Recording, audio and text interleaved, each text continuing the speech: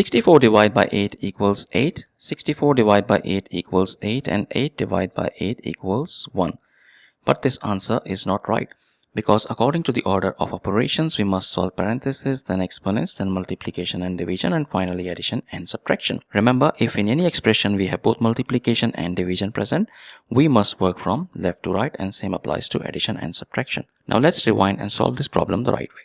If you notice, in this expression we have 3 division operators present, and the rule is that we must work from left to right to solve them. So first we solve this division.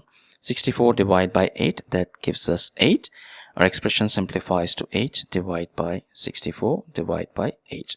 Now again we have 2 division operators present. Rule is simply go work from left to right. So 8 divided by 64, we can write it as 8 over 64, and then we have 8 present from the original expression, and we can write it as 8 over 1.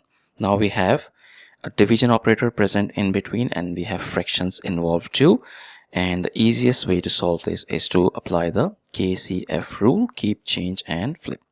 So keep means we keep first fraction 8 over 64 as it is. Change means we change the division operator to multiplication. And flip means we flip this 8 over 1 as 1 over 8. So now we have multiplication operator present in between the fractions, which is much easier to solve. And the rule is we can go multiply the numerators and we can multiply the denominators.